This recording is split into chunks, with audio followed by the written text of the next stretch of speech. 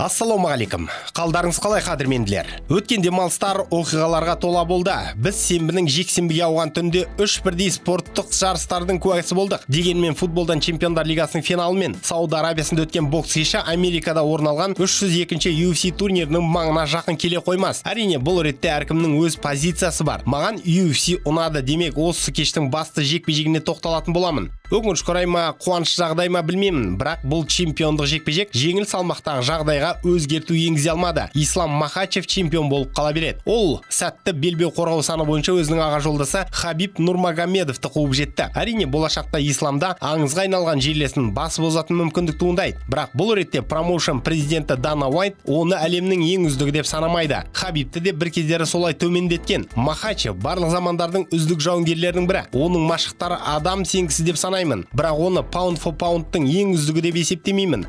Джон Джонс әлі қатарда. Демек, исламды үздік деп санағандарың қалай? Естерің дұрыс па деп ашуланды. Мұнда ол боғауыз сөзде қосты. Махачевта рейтингтің номері 1 деп санайтындар үздіктер тізіміне қатысты. Жақ ашпай-ақ қойсын. Ешқашан өмірлерінде деп булықты. Уайт неге бұлай санайды? Ол неге исламды Джонстан жоғары қоятындарға ашуланды? Біріншіден UFC американдық, екіншіден Дана Уайт американдық. Ал бұл жерде қайдағы жоқ дағыстандықты бірінші сатыға шығарса, лиганың қадірі кетпей ме? Қаһармандарды жақсы көретін американдықтар үшін мұндай жағдай орын алса, олардың беделдеріне нұқсан келетін еді. Сондықтан Джонс әлі де number 1. Ешқандай талассыз. Ал бір қызығы, UFC паундында қазір ресми түрде Махачев бірінші орында келе жатыр. Джонс оның артында орналасқан. Демек, Уайттың жеке пікірі мұнда роль ойнамауда. Бұл тақырыпты осымен тоқтатайын, өйткені мұны басшы кеш соңындағы баспасөз мәслихатында айтқан болатын.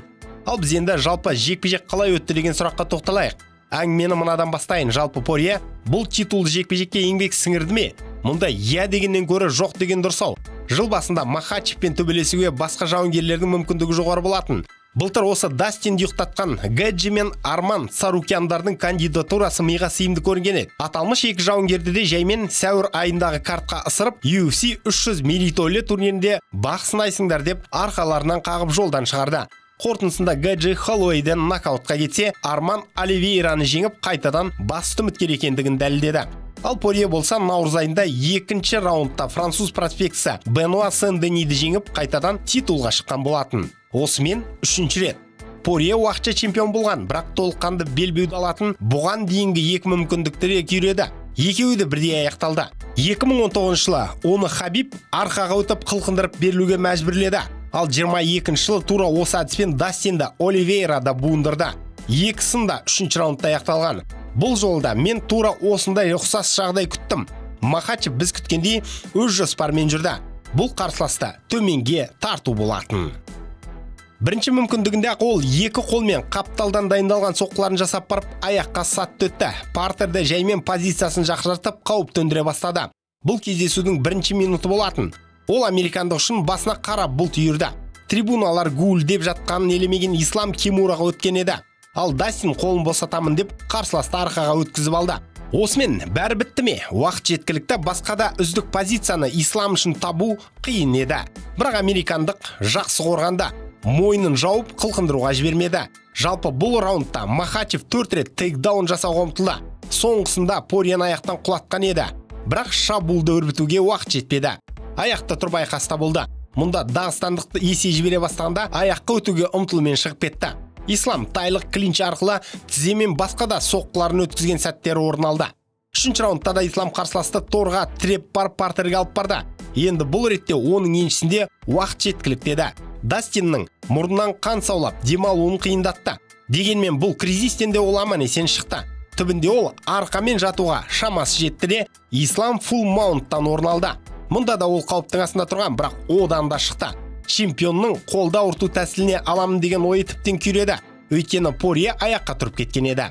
Американдық енді эмоцияда Исламды аяқта тұрып ашық айқасқа шақырды. Бірақ дағыстандық ақмақ дейсің бе? Ақылға салып екінші нөмірмен жұмыс жасады. Бас көзге қарамай алға ұмтылған Порьені бірнеше жақсы соққылармен тағы да жазалады. Раунд соңында Дастиннің алдында болып жатқан жағдайды дұрыс көргеніне менің де күмәнім бар. 4-ші раундта аяқта тұрып төбелесте жалғасты. Екеуі де жақсы соққыларын өткізді, бірақ Исламның денеден жасаған қосарлы соққылары өтімді болғандай. Түбінде ол тағы да тейкдаунға ұмтылды. Арқасына дөтті. Дегенмен Порье аяқта қала берді. Енді исламның да бетін қанбаста. Осыдан кейін Порьенің ең сүйікті әдісі саналатын гильотинасы қайда деген сұрақ туындады. 4-ші раунд басында ол 2 рет осы тәсілге ұмтылғандай көрінді. Бірақ бұл арзан нәрселері өтпей қалды. Шешуші раундта жарқын басталды. Чемпион тіземен денеге соққысын өткісе, үміткер жақсы апперкотпен көзге түсті. Артынша Дастин сол қолмен бастан да салып алды. Әрине, ислам осы сәтте тағда тейкдаунға ұмтылғаны бар. Бұл енді сәтті аяқталды.